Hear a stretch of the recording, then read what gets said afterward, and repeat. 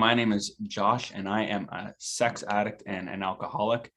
And yeah, if for some reason if I start losing you or you guys start losing me, just somehow wave or give me a thumbs up or thumbs down so I know to adjust or stop for a second. But I thought I'd start with like what brought me here. Like what brought me here to the LifeLab Nooner meeting. And it was back in 2000, probably 2013, maybe 2014, that there was things going on in my life. I was, I was doing all the religious stuff, but I knew I had behaviors and I had patterns in my life that were bringing a lot of guilt and a lot of shame. And I had this thought that it's like, as long as I can get all of this outside stuff taken care of, then I'm good. Then we can start coasting now. So I had a friend in recovery, and he kind of brought me under his wing for the first little bit. And I remember going to his office and having these meetings, and I don't remember a lot about how they went or what was said, but I do remember that he would take me on these car rides. And we would go on these car rides driving around in his Buick, and it's like, and he put on these like old timer staticky like AA tapes. And when I'm listening to these, I'm like, oh, okay, like that's cool. But that's not me. Like that's those people over there, and I'm over here. And that's right away. Like, and from a young age, and even then though, but it's like, I had this glorified idea of self that I'm different from everyone else, that I'm not like you. Maybe I'm better than you. Maybe I haven't done what you've done, but somehow I'm on a different level. So it's good. It's nice that you've showed me this stuff, but it doesn't really apply to me. All right, cool. Like a little pat on the back, a little clap for you. Like it doesn't apply for you. That like good for you. You're the man. You're the man. So let's see how you do. Okay, can we stop looking at porn? Can you stop drinking? And let's just see how this plays out. And what would happen is, maybe I would go a couple days, or maybe I go a couple weeks, or maybe I go a couple months. But all of a sudden, life, nothing special to me, just life, for some reason, the pressure of it got so much that it's like, I always went back to that because I knew that was going to give me what I wanted it to give me. So right away, we can already see that I have this issue with my mind, that I have this obsession that even though I say I want to stop, I keep going back to it. Okay, but I'm not like those people. Like, it's like, I can still somewhat control it, right? So I thought, but if I looked at it, if I started looking back on my history and I said, I'm only going to look for this amount of time, or I'm only going to, drink that much. It's like, sometimes maybe that was true, but then there's other times that definitely wasn't true. So all of a sudden I'm seeing that there's something different in my body, that I'm responding differently, because why am I taking more or spending more time looking at these things when I said I wasn't going to? And even in those times of sobriety, when I had nothing in my system, when I'm not looking at anything, and it's like, why is it that I'm still miserable? I thought once I get rid of all this stuff out here, I thought that was isn't that the answer? Like, just get rid of that stuff and then life is good. So, and that's showing the root of my problem, that really it's like, I have this, I have a spirit, and my spirit is designed to connect to God. It's designed to connect to my creator, but I'm actually disconnected from God. I'm disconnected from my creator. And yeah, you take away some of this external stuff and it's like, that doesn't solve the problem. And out comes, the little voice of Josh's self-will. Josh, you're okay now. Josh, it wasn't that bad. Josh, that was then. Like, Josh, you were in your 20s there. Like, now you're in your 30s, Josh, you have kids, like whatever it is. And it's like my self-will wants to try and minimize it and try and make it seem like I'm the man again. That's what my self-will wants to do. And my self-will can even be really tricky to think that it's like, oh, I can be someone, because it's like, remember, I think about, if I think my problem is on the outside, obviously my solution has to be on the outside as well. So maybe if I do enough good things, maybe if, I treat that person nice, or I'm a part of that activity, or I volunteer over here, maybe then that's going to solve the problem. But again, at the core, I'm really just concerned about self. I'm doing these things because how is this going to make Josh feel? Yeah, I get it that you're going through something right now, but man, do I get a good high feeling from doing that? Because maybe that's gonna solve my problem. And I think that was the difference from being just like having moments of sobriety in terms of and from going into recovery. Because it was said to me once, that even in sobriety, I'm still irritable. I'm still restless. I'm still discontent. I'm still miserable. And I had a friend say to me, he's like, man, it's like you're not taking anything, but it's like you're still chugging life. Like you're all in, you're all out. You're all in, you're all out. And then all of a sudden, it's like, how long can you hold your breath? How long can you hold your breath underwater? Until finally you got to gasp for air. And when you gasp for air, what are you gasping for? It's the things that brought you ease and comfort before. And I didn't think anything of it then. And then I remember going home and I'm like, man, he doesn't know me as a kid. We used to hold our breath underwater all the time. I'm like, I can hold my breath for a long time under the water. But that's not the point. Doesn't matter if you can hold your breath underwater for 5 seconds, for 5 minutes, or in life, if it's one day you can hold your breath, or for a month, or for 5 years, it doesn't matter. We're not designed to hold our breath underwater. If I'm going underwater, I'm designed to have the scuba tank on and getting that airflow coming in. And that's the difference, where it's like, I don't want to just like somehow get by or struggle or my way through this. But it's like, I really want to live the life that God's intended me to. And it reminded me of this story.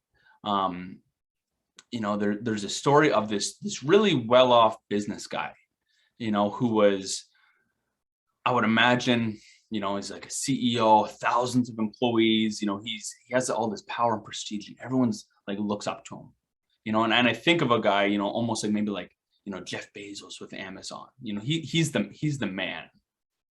And it's like, and he's a religious guy, he's doing the right stuff, and this teacher comes in. And right away, the CEO is like, man, teacher, it's like, what do I got to do to get life? What do I have to do to get life? What do I have to do to get eternal life? And the teacher's like, man, you're doing it. Like, you're living your religious life. It's like you know it, don't sin, like, don't swear, don't, cheat on your girlfriend, don't do all these things. And the guy's like, man, it's like, I'm doing all that already. Like, why is it that I still feel this stuff inside? Like, how do I get life?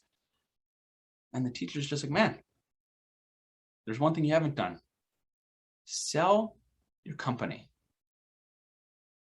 and give everything you have to the poor.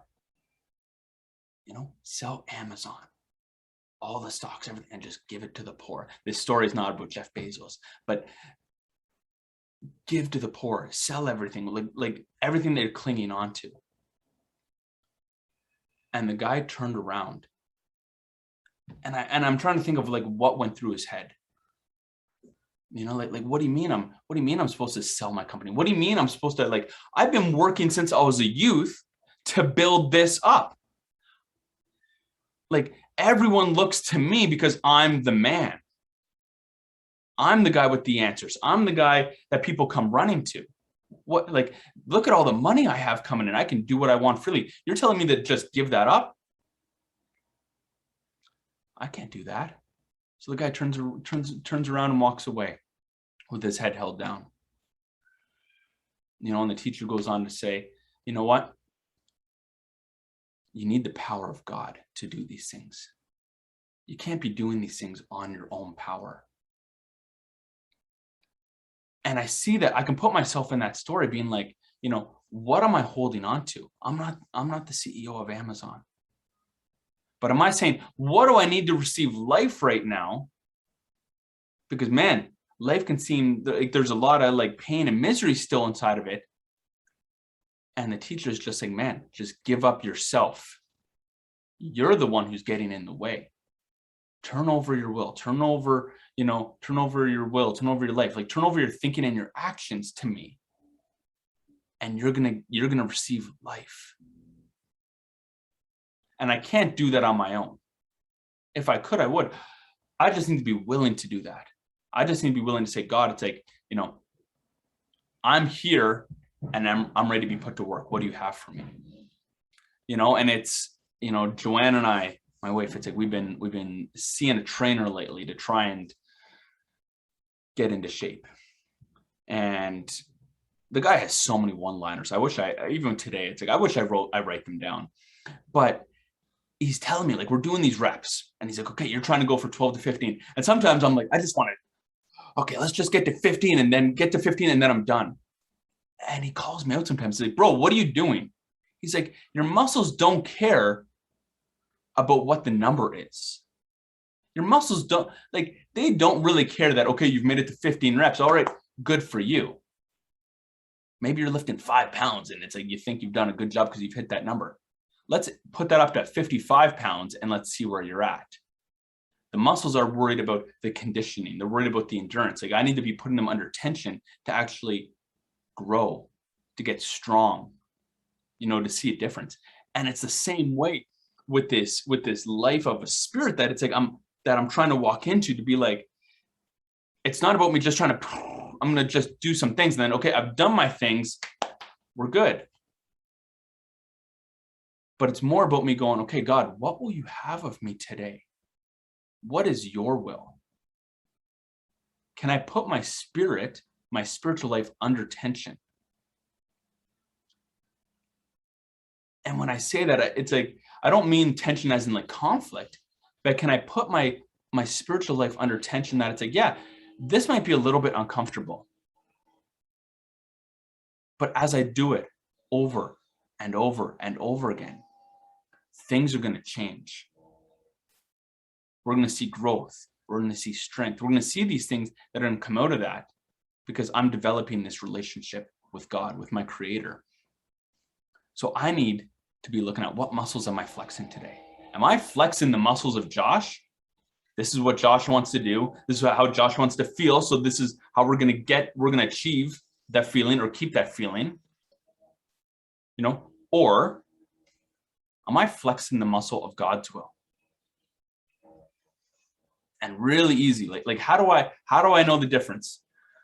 God's will, my will, all that stuff. It's like super simple. It's like, does it involve others?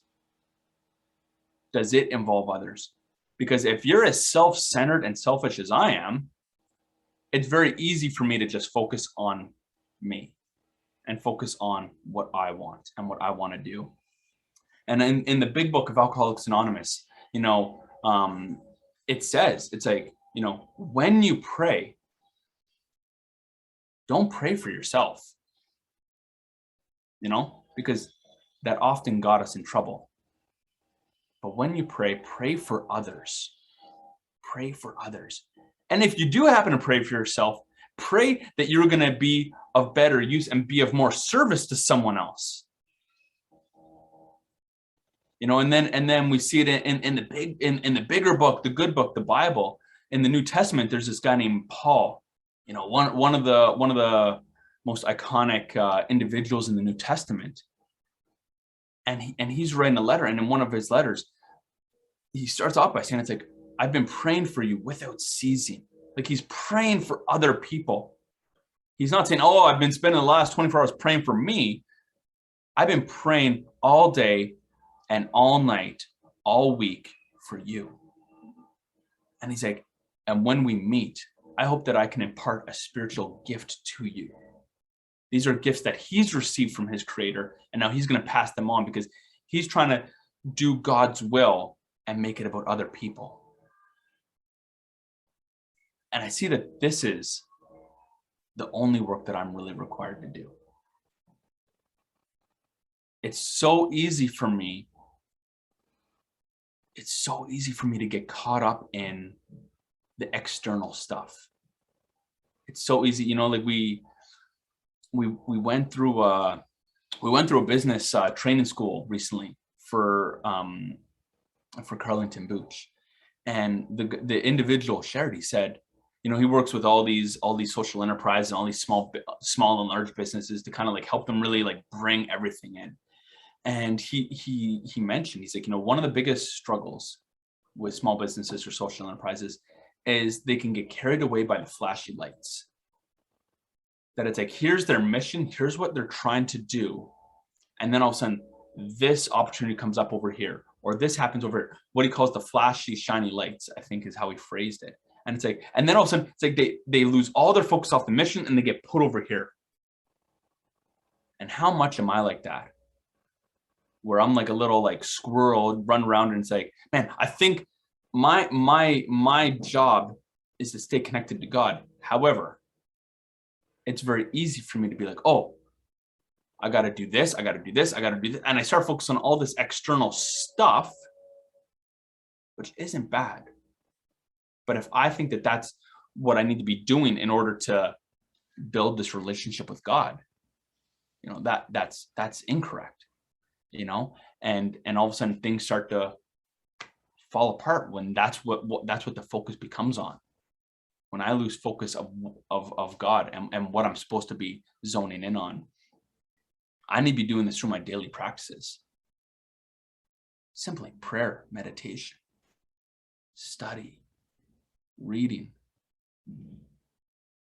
There's does anyone know like the or what rolling coal is? Does anyone? So rolling coal. It's a thing I don't know how things pop up on YouTube algorithms, but this thing popped up, and it's these guys. You don't really see it in the city centers, but you see it more in the country. But it's like these guys who have these big diesel trucks, and they alter the engines a little bit. I don't know. I'm not a diesel mechanic, so I don't know how. But they alter the fuel and air ratio a little bit. So what happens is when they accelerate, or they accelerate a little bit too quick, what comes out of their tailpipe? Just a big, massive cloud of black smoke, of black soot. And it's like, so there's this stuff where it's like, you know, they'll do it to smaller vehicles. They'll do it to like people sitting on in a patios. And there's serious issues around it, and it's just the environmental stuff. But these guys are altering their engines to do something it's not intended to do. And man, when I'm living my life, how many times have I altered my engine? Have I altered this little fuel to air ratio inside of myself? And just be like, today I'm just going to live off of self-will because I'm feeling well and I can do this on my own. I don't need anyone's help. I don't need God's help. And I sometimes do that subconsciously. And what happens is I'm driving around rolling coal. I'm driving around with a big cloud of soot and exhaust and black smoke landing on all the poor passerbyers who might come in my way, because Josh is just concerned about himself. But if I really focus on how my engine is supposed to be, I don't need to be tinkering with this engine and the fuel to air ratio. I'm just designed to be in a relationship with my creator. Why do I complicate it? Why do I complicate it? Because that's how I'm designed. And when I live out of that place, I drive around like a sane person on the road. I don't drive around rolling coal over everyone and making people gasp for air. So that's my encouragement as I end off here. Is that, you know, what will you have of me, God? Are there things that are that I'm focusing on that I shouldn't be focusing on? What am I connected to? Am I connected to all this other stuff, or am I really connected to God? And if you're like me, it comes in a very subtle way to start. You might not see it right away, but all of a sudden that subtlety kind of grows and grows and grows until all of a sudden it's like, wow, it's right in my face. But we have a loving God. We have a loving creator who wants to be with us and who wants to encourage us and who wants to speak life to us. So is that what I'm connected to today? Thank you, everyone.